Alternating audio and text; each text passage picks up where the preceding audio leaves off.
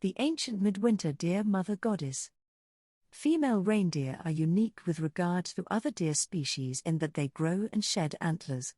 This attribute is part of the mythology and spirituality of the shamanistic Sámi people, who tell a story of how at the winter solstice the deer mother goddess flew through the sky in order to help the dying midwinter sun find its way back and begin the process of the returning light. Male reindeer shed their antlers before midwinter, so the association between rebirth and antlers is very much a feminine trait in these traditions. While some stories remind us of the connection between the world tree, Yggdrasil, and the branched horns of the deer, an often overlooked symbolic connection is the shape of the antlered head of the female deer and the uterus. Another place we see this depicted in ancient goddess cultures is in the reliefs of the goddess Hathor and the horned cow. Incidentally, within Nepalese shamanism, the world tree of immortality is called Kalpavriksha, and it looks even more like antlers because the roots of the tree face upwards. The reason for the roots touching the sky is to show how growth comes from, and returns to, the upper realms. Many ancient standing stones and carvings depict the deer goddess holding the moon and stars within her antlers. Although Cernunnos might be a more familiar horned figure, there is much less evidence for his historical worship than there is for the various horned goddesses of ancient Europe and Asia. The anthropologist, Carl Schleser, noted that the deer shaman was one who could traverse all three worlds associated with ancestors and spirits. So, not only did the reindeer fly to the upper and lower worlds, but it was also seen as a spirit animal which might help those in the middle world.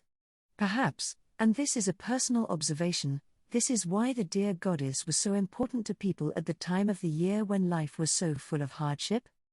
The ability of the deer mother goddess to both nurture and sustain life, and the weakened sun until it regained its strength, is a motif which recurs in all of the animistic doctrines, if we can call them that.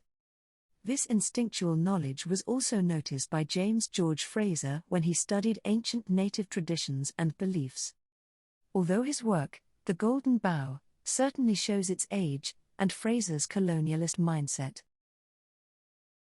between ancient totemism and inner wisdom very well when he wrote that indigenous peoples conceive of life as an indestructible kind of energy, which when it disappears in one form must necessarily reappear in another, though in the new form it need not be immediately perceptible by us. In other words, he infers that death does not destroy the vital principle nor even the conscious personality, but that it merely transforms them into other shapes, which are not the less real because they commonly elude the evidence of our senses.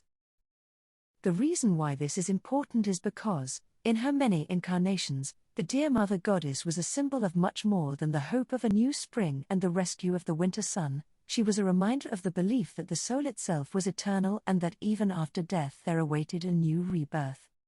When the Scythians moved into northern Europe and mixed and traded with those already living there, they brought with them their knowledge and practices related to Asian shamanism, as well as the gods and goddesses associated with the land, sky and constellations, including the deer mother goddess who incarnated in various forms, depending upon the people who recognized her eternal aspects and nature. Professor Richard Seaford also reminds us that following Alexander the Great's conquest of Western Asia, there followed a further syncretism of shamanistic beliefs within the various philosophical and spiritual traditions already existing in Europe. This resulted in the incorporation of shamanistic ideas within the mystery schools, of which the greatest was the secret knowledge of the invincibility of the soul and the life that awaits following the trials of the afterlife. The main sun goddess of the indigenous Sámi people is Baivi, a deity strongly associated with a white female reindeer. At midwinter, a white deer is sacrificed to her in order to ensure the health of the land and herds. She is also associated with healing mental illnesses which were believed to occur when the sun disappeared from the sky during the winter. For the Sámi, this might be as long as 40 days, so this is interesting in terms of our own knowledge regarding daylight, mental health and vitamin D. Baivi shares other characteristics with horned goddesses associated with midwinter in that she flew through the sky as a deer, but also pulled a sleigh, sometimes made of antlers and bone. The goddess Saule of the indigenous Lithuanian people was also said to traverse the sky in this same manner and leave gifts by dropping amber down into homes as she passed overhead. We have come across other ancient goddesses with similar attributes in previous posts, such as La Befana, for example. So, we have various ancient goddesses who flew through the sky at midwinter, leaving gifts for households and bringing new light and life.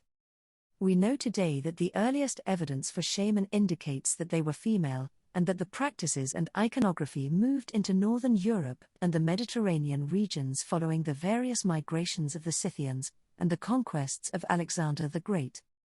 Although it might seem as though these beliefs and traditions have been forgotten, in fact they have survived in ways not always apparent.